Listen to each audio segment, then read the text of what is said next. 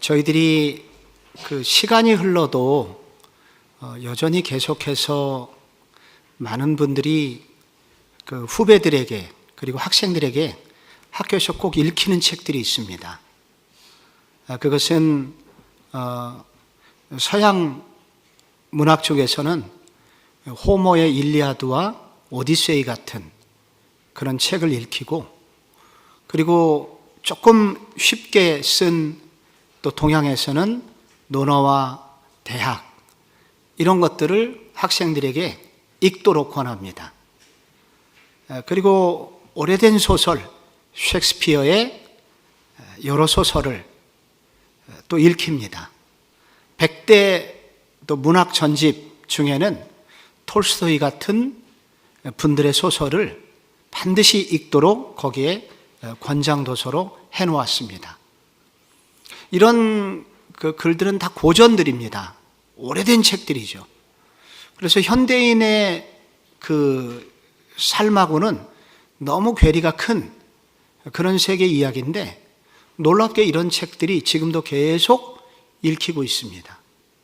그리고 이런 책들을 읽도록 권장을 합니다. 근데 이런 책을 읽으면 무슨 일이 생기냐면 사람의 상상력이 무한히 커지게 됩니다. 그래서 우리 자녀들에게, 학생들에게 꼭 이런 책을 읽히고, 저 또한 후배들에게 요즘 나오는 아주 따끈따끈한 책들, 금방 읽으면 적용이 금방 되는 그런 책들을 추천하기도 하지만, 더 많은 경우에는 기독교 고전을 읽도록 저도 추천을 합니다. 기독교 강요를 읽으면 무슨 일이 생기냐면, 제가 느끼는 건데 되게 딱딱하죠. 근데 이렇게 읽으면 읽을수록 무슨 일이 생기냐면 또 금방 적용이 되지도 않아요. 그러니까 주일날이나 다른 예배 시간에는 설교를 듣고 예화가 많이 있어서 그게 금방금방 이해도 되고 참 은혜롭다 그러는데, 이런 기독교 강요에 나오는 내용들은 야, 은혜롭다, 그렇지는 않아요. 근데 어떤 현상이 생기냐면 읽을수록 자꾸 믿음이 생겨요. 그리고 이 켈빈이 하나님에 대해서, 예수님에 대해서, 성령님에 대해서, 교회에 대해서 이게 집중적으로 기술을 하고 있는데, 이 성경을 대하는 방식이 성경의 모든 전권 66권에 대한 경외감이 이분이 있어서 성경은 한 글자도 틀린 것이 없다는 그러한 자세로 성경을 인용하고 있기 때문에, 이러한 기독교 강의와 같은 책을 읽게 되면은 성경 자체에 대한 신뢰감과 성경을 대하는 방식, 성경이 얼마나 귀한 책이냐 하는 것들에 대한 귀함을 느끼게 됩니다. 오늘도 여러분과 함께 이 짧은 시간 켈빈이 그리스도에 대해서 설명한 한 부분을 여러분하고 지금 나누려고 하는데, 굉장히 많은 성경 구절이 있습니다. 그런데 주제를 하나 읽고 성경 구절을 여러 번 읽다 보면 여러분 가운데 놀랍게 믿음이라는 게 생기는 것을 여러분이 경험을 하게 될 겁니다. 이걸 듣고 나면 믿음이 생겨요. 종합적으로. 우리는 특별히 이 지금 기독교 강요라는 큰 이 4권의 책이 있는데, 4권의 책 중에서 특별히 2번째 책을 지금 올 2학기 때 지금 묵상을 하고 있습니다. 그런데 이 권에 뭐가 나오냐면 주제가 그리스도예요. 예수 그리스도에 대해서. 그런데 이제 그리스도께서 하신 일 중에 가장 중요한 일 중에 하나는 바로 죄로 인해서 갈라져 있었던 우리와 하나님 사이를 연결해 주셨다는 것입니다. 다리가 되어 주셨다는 거죠. 이걸 우리는 교리적인 용어로 중보자 되셨다 하는 용어를 계속 썼습니다. 그래서 예수님께서 우리를 위해서 중보자 되 주신 거예요. 이 중보자라는 개념이 그 중보자 예수 그리스도 때문에 우리는 하나님을 만나고, 그리고 하나님으로부터 오는 놀라운 은혜를, 축복을 계속 경험하게 됩니다. 그런데 오늘 우리가 다루는 부분은 이런 축복이 오기까지 그리스도께서 무슨 일을 하셨나 하는 부분을 여러분과 집중적으로 다루려고 합니다. 이 내용은 사도신경의 요약이나 마찬가지입니다. 사도신경이 주로 뭐냐면 그 가운데 하나님도 나오고 성령님도 나오는데, 사도신경에 그리스도에서 대해서 나올 때 여러분 전능하사 천지를 만드신 하나님 아버지를 믿사오며, 그리고 그 다음에 나오죠. 외아들 예수 그리스도를 믿사오니. 그 다음에 뭐예요? 성령으로 잉태하사 동정녀 마리아에게 나시고 나오죠. 자, 그 다음에 본디오 빌라도에게 고난을 받으시고 십자가에 못 박혀 죽으시고 장사한 지 사흘 만에 살아나시고 하늘에 오르사 전능하신 하나님 우편에 계시고 저리로서 산자와 죽은 자를 심판하러 오신다는 겁니다. 이게 그리스도에 관한 그리스도께서 행하신 일에 대한 요약이거든요. 그런데 오늘 우리가 전능하신 하나님의 자녀가 되었고 전능하신 하나님으로부터 오는 은혜를 받기까지 중보자 되신 예수 그리스도의 공로가 있습니다. 그리스도께서는 무슨 일을 하셨는가? 왜 그런 일을 하셨는가? 그 결과로 무슨 일이 생겼는가가 집중적으로 오늘 몇 가지 주제를 가지고 여러분하고 나눠질 텐데, 여러분, 그리스도께서 이런 일이 일어나기까지 우리에게 중보자가 되셔서 우리로 하여금 하나님으로부터 하늘로부터 오는 이런 은혜와 능력을 체험하기까지 그리스도께서 하신 무슨 일을 하셨냐? 그리스도께서 먼저 하신 일을 첫 번째는 그리스도의 순종과 죽으심과 장사 지내심이 있었다는 겁니다. 먼저 여러분, 그리스도의 순종이 나옵니다. 여기 성경 구절 한번 같이 읽어볼게요. 마태복음 3장 15절 시작. 예수께서 대답하여 이르시되 이제 허락하라. 우리가 이와 같이 하여 모든 의를 이루는 것이 합당하니라 하시니 이에 요한이 허락하는지라. 아멘. 자, 지금 예수님이 뭐하고 계시죠? 세례 받으시러 요단강에 가셨습니다. 앞에 세례 요한을 만났습니다. 세례 요한이 와, 예수님 왜 오셨습니까? 저는 이걸 감당치 못하겠습니다. 그랬더니 예수님께서 이제 허락하라. 이렇게 해서 모든 의를 이루는 것이 합당하니라 하면서 예수님께서 세례를 받으셨습니다. 여러분, 예수님께서 세례를 받으시는 순간, 받으신다는 것은, 예수님께서 세례를 받으신다는 뜻은 무슨 뜻일까요? 여러분, 예수님은 죄가 있으십니까? 없으십니까? 없으시잖아요. 그런데 예수님은 왜 세례를 받으셨을까요? 세례는 깨끗해지심의 의식인데 예수님이 그럼 세례를 받으셨다는 것은 왜 받으셨을까요? 우선 세례를 받으심으로써 굉장히 중요한 몇 가지 의미가 있는데, 이 구약에서는 기름 부음을 통해서 선지자도 되고 제사장도 되잖아요. 왕도 되고. 그걸 즉위식이라고 합니다. 그런데 예수님께서는 즉위식을 뭘로 하셨냐면 30살 되셨을 때 세례 받으심으로써 사역을 시작하셨습니다. 그리고 세례 받고 나오니까 하늘로부터 음성이 나서 성령님이 오시게 되었죠. 그래서 이 세례를 받으셨다고 하는 것은 예수님의 사역, 이제 내가 사역을 이제 시작합니다라는 사역의 시작의 의미입니다. 그런데 예수님의 사역의 핵심 사역은 뭐냐면 십자가를 지시고 돌아가시는 거잖아요. 그런데 이게 왜 세례를 받으셨냐면, 보통 사람은 죄를 씻음받기 위해서 세례를 받는데 예수님이 세례를 받은 것은 나는 이제 죄인들의 모든 죄를 감당하는 사역을 시작하오. 즉 다른 말로 내가 죄인이요 하면서 세상 사람들의 모든 죄를 자기 것으로 인정하시겠다는 그러한 결심의 선언이 바로 세례식인 것입니다. 그래서 이게 세례를 받는다는 것은 이제 내가 죄인이 되겠다는 거고 죽겠다는 얘기예요. 앞으로 지금부터 3년 후에 죽을 것을 예수님 아시면서 세례를 받으신 거죠. 그러니까 이 길은 무슨 길이냐면은 죽음의 길인 것입니다. 내가 죽음의 길로 들어설 것이다. 이렇게 해야 돼. 요한아, 나한테 지금 세례를 베풀어야 돼.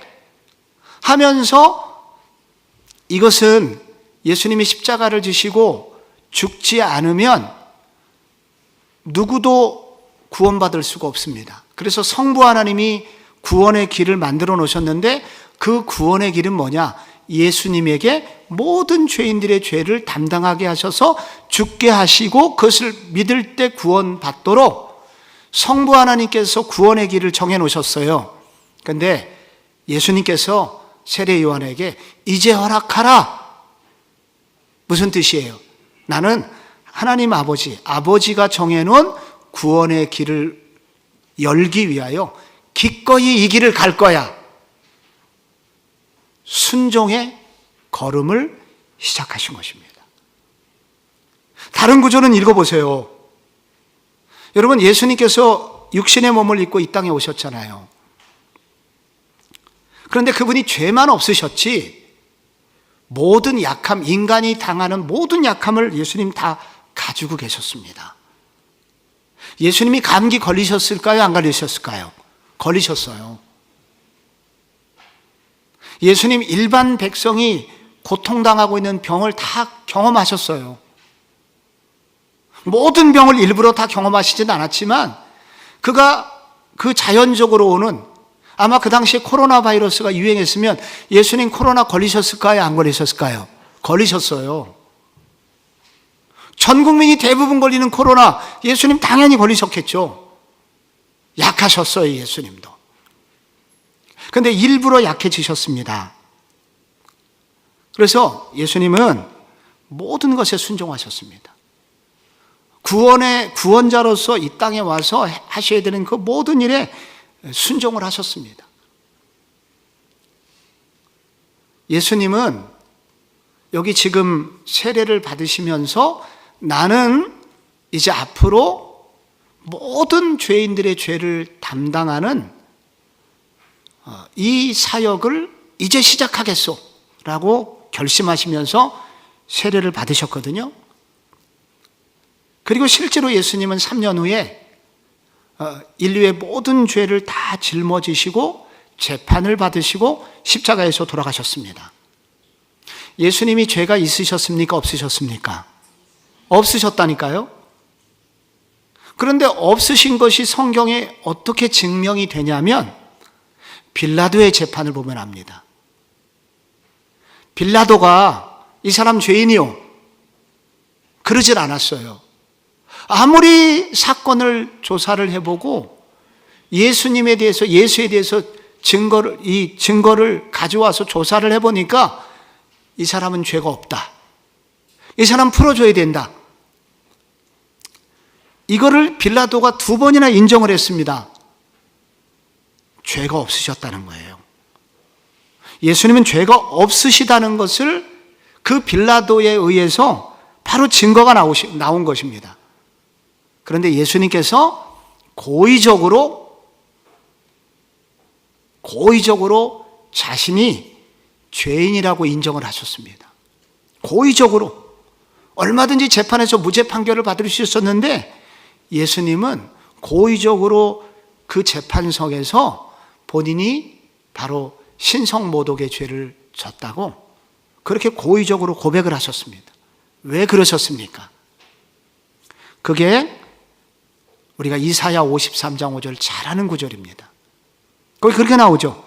그가 찔림은 우리의 허물 때문이고 그가 상함은 우리의 죄악 때문이라. 그리고 나서 12절로 갑자기 건너뛰어갖고 뭐가 나오냐면 이는 그가 자기 영혼을 버려 사망에 이르게 하며 범죄자 중 하나로 헤아림을 받았음이니라. 그러나 그가 많은 사람의 죄를 담당하며 범죄자를 위하여 기도하더니. 그가 많은 사람의 죄를 대신 담당하시기 위해서 십자가에서 죽으셨다는 것입니다. 여러분, 그래서 그의 죽으심을 통해서 우리 모두에게 구원의 길이 열리게 되었습니다. 그런데 여러분, 우리가 이분이 죽으심을 통해서 왜 죽으셨나 그분이. 우리가 곰곰이 그분의 죽으심을 생각할 때 꼭 기억해야 될 것이 있습니다. 죽으셔서 예수님께서 무덤에 내려가셨잖아요. 무덤에 갇히셨잖아요. 그런데 왜 그렇게 하셨을까요? 여기서 성도들이 꼭 기억해야 될 거, 예수님의 소망이 있습니다. 그건 네 번째, 그 A 대지 네 번째에 해당하는 부분을 여러분 한번 읽어보세요. 왜 예수님께서 그렇게 하셨죠? 우리 육체의 정욕을 죽여 무덤에 묻고 옛사람이 번성하지 못하게 하며 결실하지 못하게 하려는 것이었다.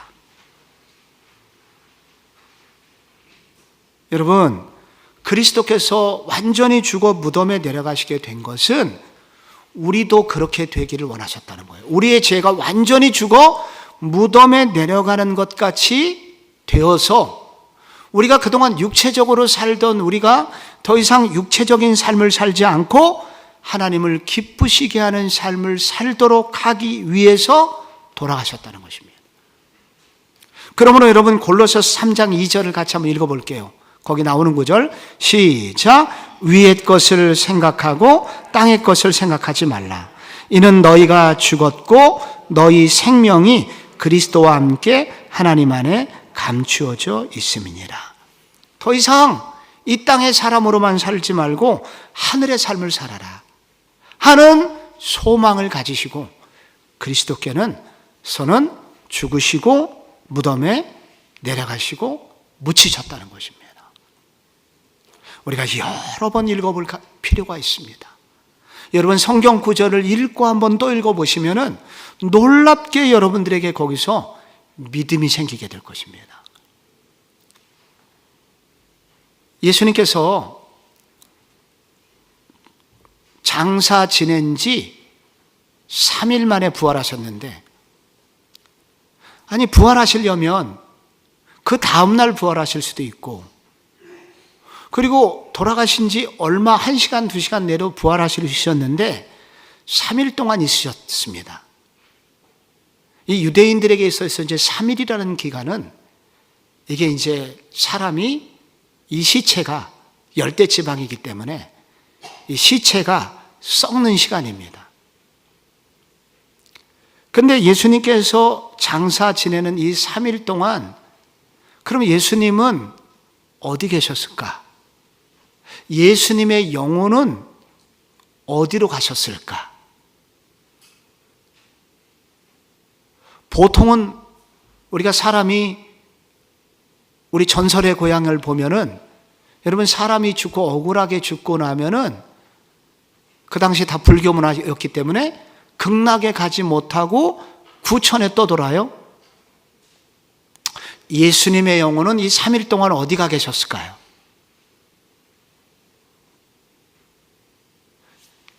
베드로전서 3장 18절에 여기 한 구절이 나옵니다. 거기 뭐라고 나와요? 그리스도께서 단번에 죄를 위하여 죽으사 의인으로서 불의한 자를 대신하셨으니 이는 우리를 하나님 앞으로 인도하려 하심이라. 육체로는 죽임을 당하시고 영으로는 살리심을 받으셨으니 19절에 그가 또한 영으로 가서 옥에 있는 영들에게 선포하시니라. 여기 옥에 있는 영들에게 선포하셨다는데 여기 옥은 지옥을 말합니다. 지옥. 예수님께서 지옥을 지옥까지 내려가셨다는 거예요. 이거는 논란의 여지가 요즘 있습니다만 놀랍게 초대교회의 모든 교부들은 예수님의 영이 지옥 입구까지 내려가셨다는 것을 모든 교부들이 인정을 하고 있어요. 물론 칼빈도 그렇게 해석을 합니다. 모든 교부들이 지옥까지 내려가셨다는 거예요. 우리가 사도신경은 지금 원문이 아니라 우리나라 말로 하고 있는데 이 원문에도 이 지옥에 내려갔다는 표현이 나옵니다. 그래서 예수님이 이게 지옥에 내려가셨다는 거예요. 근데 예수님은 지옥 가면 안 되잖아요. 그래서 이 베드로 전서 3장은 우리 성경을 해석할 때 최고의 난해 구절 중에 하나라고 보통 목사님들이 이야기를 하는 구절이기도 합니다. 그래서 예수님이 지옥을 갔다는 게 아니에요. 예수님께서 왜 여기 지옥에 있는 영들에게 선포하시니라 라고 할 때 예수님이 지옥까지 내려가셨다는 것은 도대체 무슨 뜻이냐? 거기 그런 뜻이 있다는 거예요. 예수님은 인간이 당할 수 있는 최악의 수준까지 내려가셨다. 예수님이 이 지옥의 영들에게 선포하셨다는 이 말은 인간이 당할 수 있는 최악은 이제 지옥이잖아요. 그래서 예수님은 육체적으로 죽으셨을 뿐만 아니라 그분의 영혼이 지옥 입구까지 가신 거예요. 그래서 지옥이 얼마나 무서운지, 지옥이 얼마나 살벌한지를 예수님은 그것까지 경험하셨다는 거예요. 장사 지낸 바 이 사흘 동안. 이건 인간이 당할 수 있는 최악의 자리다. 그래서 우리가 죄인들이 가장 당하는 것이 최악의 자리가 지옥 아니겠습니까? 그래서 예수님은 이 인간이 당할 수 있는 최악의 자리, 최고 낮은 자리까지 내려가셨고 경험하셨다는 거예요. 또 하나, 요 구절이 의미하는 것은 예수님께서 마지막 돌아가실 때 예수님께서 십자가를 앞두고 예수님 기도하셨습니다. 이 잔을 내게서 지나가게 하옵소서. 나의 원대로 마시옵고 아버지의 원대로 하옵소서 기도했습니다.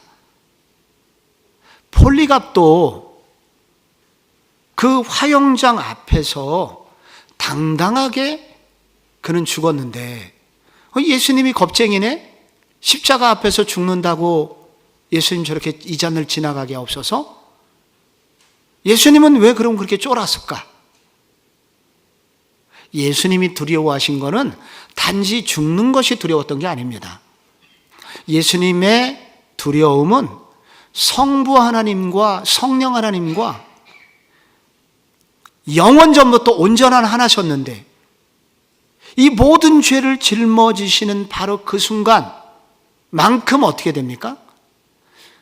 성부 성령님과 단절의 시간이 옵니다.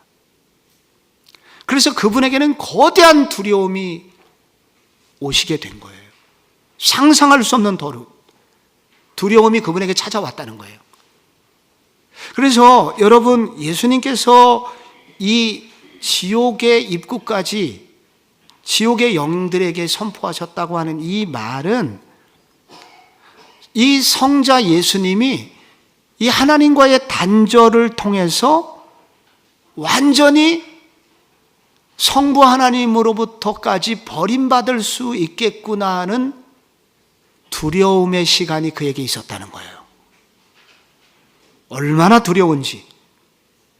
그래서 여러분, 예수님께서 십자가에서 돌아가실 때 실제로 외치신 아람어가 있습니다. 엘리 엘리 라마 사박다니 하시니 무슨 뜻이에요? 나의 하나님, 나의 하나님, 어찌하여 나를 버리시나이까? 그러니까 성부 하나님으로부터 이 버림받으면 지옥 가잖아요.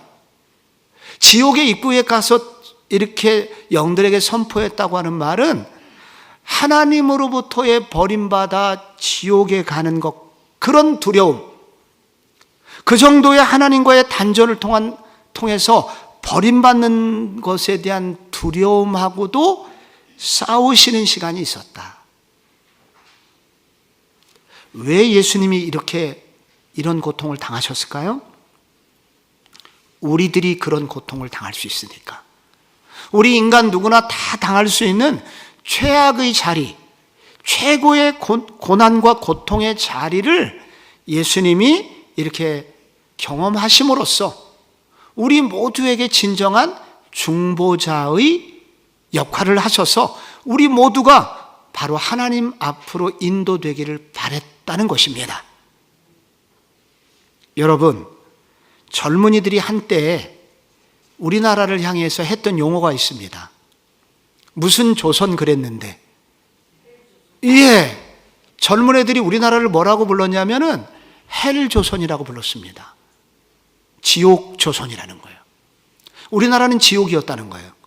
그래서 젊은이들이 처음에는 삼포, 결혼, 직업, 출산, 결혼, 직장, 출산, 이 3포로 시작했습니다.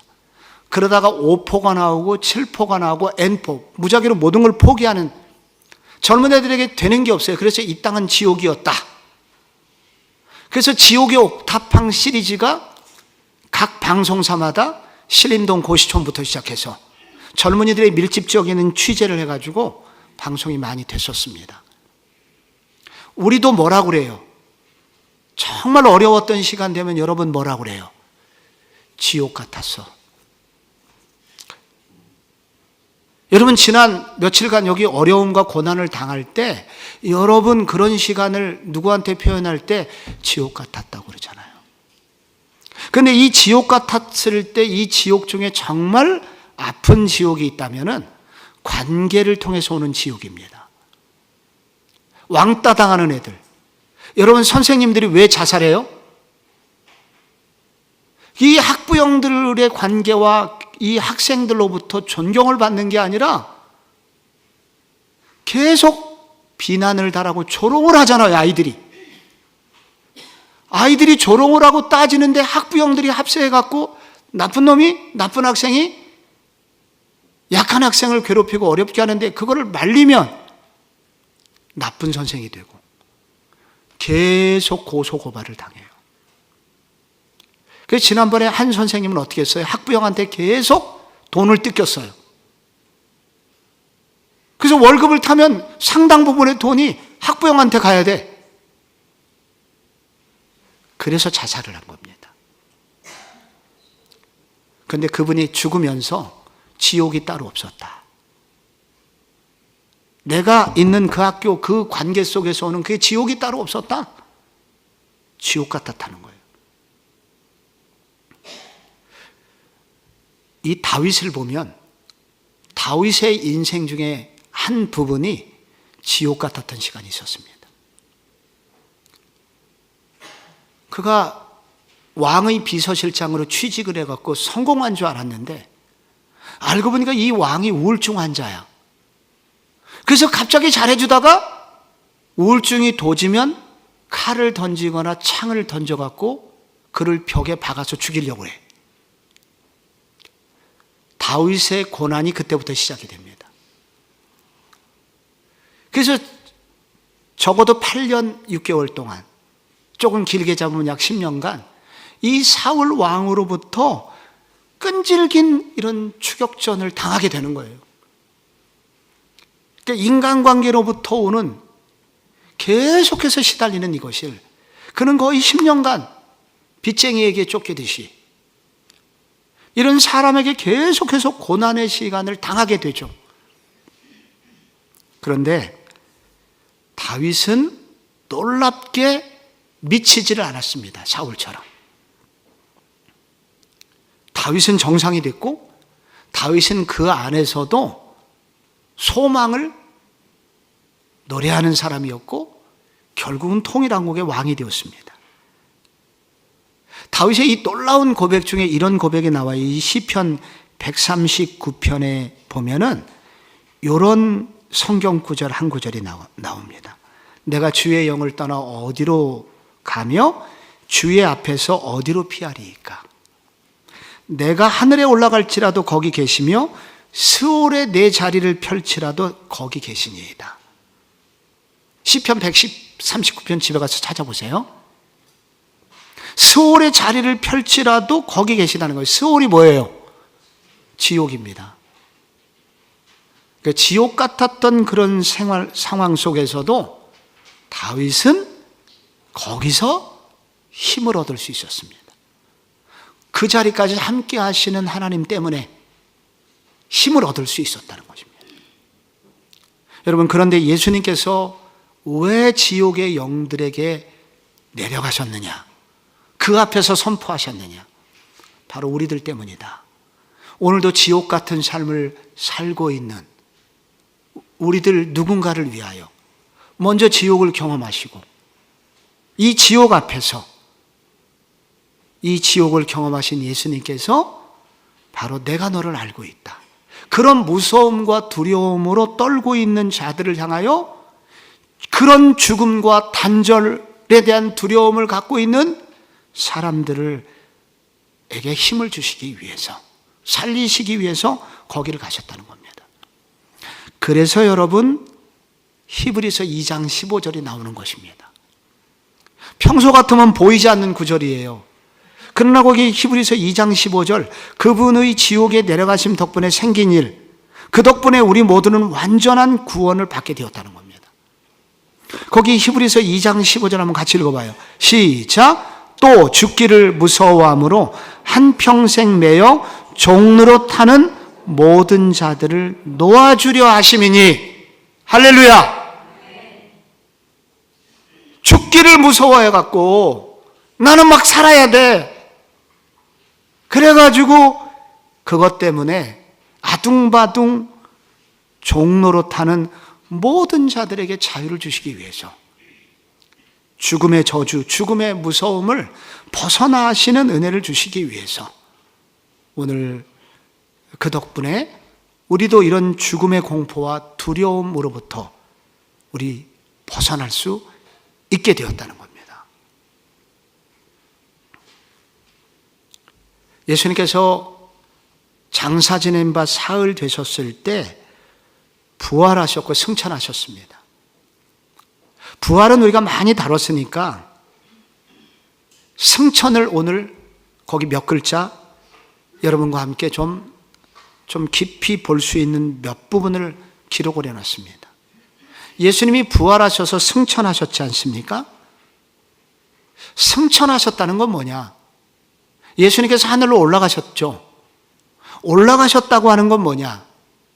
올라가셨다고 하는 것은 그리스도께서 영광을 얻으셨다는 의미입니다.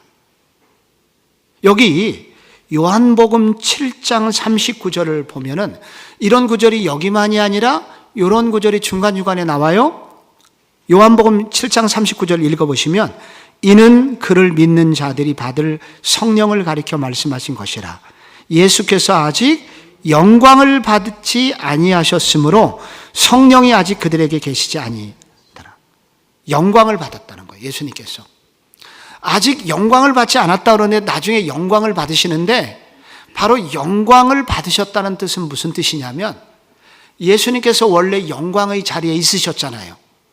하나님의 아들이셨잖아요. 하늘 왕궁의 왕자셨잖아요. 그래서 승천하셨다고 하는 것은 뭐냐면은 예전에 그 영광을 다시 얻으셨다는 것입니다. 그래서 승천이 중요한 거예요. 에베소서 4장 10절의 9절 거기 보세요. 한번 살짝 읽어봐요. 내리셨던 그가 곧 모든 하늘 위에 오르신 자니 이는 만물을 충만하게 하려 하심이라. 여러분, 육신의 몸을 입고 이 땅에 내려오셨던 그분이 다시 부활하신 후에 하늘로 올라가셨어요. 영광을 얻으신 거죠. 영광을 얻으셨는데 에베소서는 영광을 얻으신 그분이 이제 하시는 일이 앞으로 우주 만물을 완전히 회복시키는 일을 하실 것을 설명을 하고 있습니다. 예수님이 승천하셨죠? 승천하셔서 하셨다는 의미는 또 두 번째로 무슨 뜻입니까? 거기 그리스도께서 육체적 사역을 마치시고 무엇이 되셨다? 우주의 통치자가 되셨다. 그래서 여러분, 예수님께서 여러분 승천하시기 직전에 제자들에게 하신 약속이 있는데, 그때 볼지어다 내가 세상 끝날까지 너희와 항상 함께 있으리라 하시니라. 그 구절 기억나시죠? 근데 그 구절 전에 18절에 이런 구절이 나옵니다. 아버지께서 내게 모든 것을 주셨으니, 아버지께서 지금 나한테 모든 것을 주셨으니 그러므로 너희는 가서 모든 족속으로 제자를 삼으라는 거예요. 그래서 여러분, 여기 예수님께서는 승천하셨다고 하는 것은 뭐냐면은 다시 하늘 아들의 영광을 회복하셨다는 뜻이고, 또 하나 한 걸음 더 나가서 우주의 통치자가 되셨다는 뜻이며 우주 만물을 회복하는 모든 권세를 가진 분이시라는 뜻이며 그리고 성부 하나님이 하늘과 땅의 모든 권세를 그에게 예수님에게 주시는 바로 권세를 얻으시는 시간이었다. 그게 승천의 의미입니다. 그런데 승천하신 예수님께서 어디 앉아 계시다고 그러죠? 보좌 우편에 앉아 계십니다. 보좌 우편에 앉아 계신다는 그런 뜻은 무슨 뜻이냐?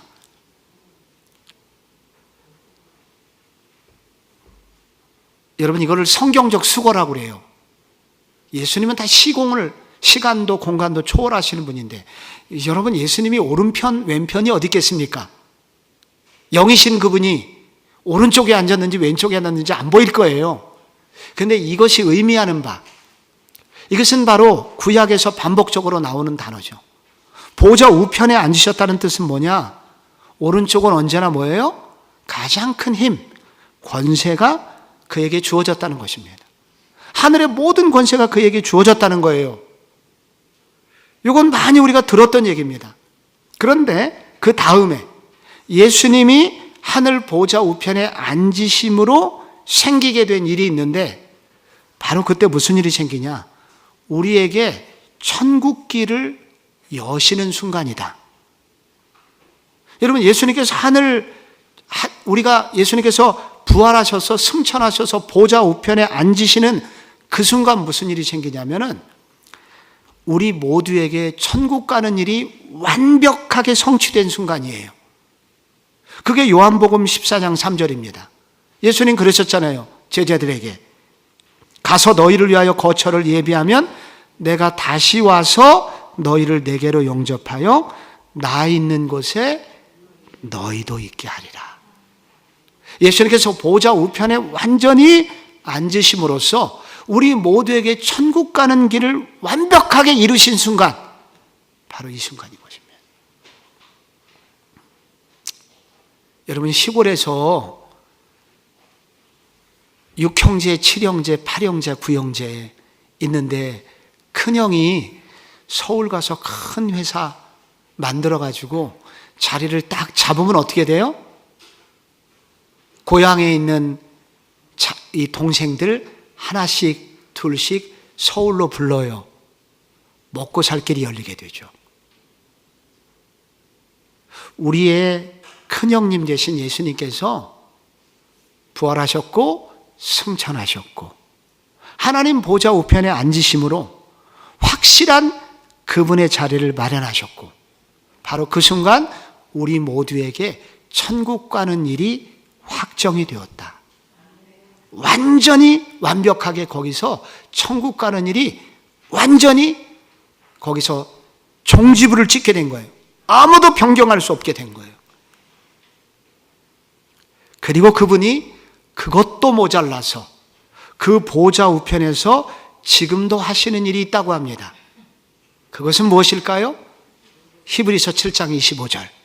그러므로 자기를 힘입어 하나님께 나아가는 자들을 온전히 구원하실 수 있으니 이는 그가 항상 살아계셔서 그들을 위하여 간구하심이라. 우리를 위해서 기도하고 계시다는 거예요. 그래서 저 유명한 로마서 8장 34절 누가 정죄하려 죽으실 뿐 아니라 다시 살아계시는 그리스도 예수시니 그는 하나님 보좌 우편에 계신 자요 우리를 위하여 간구하시는 자시니라.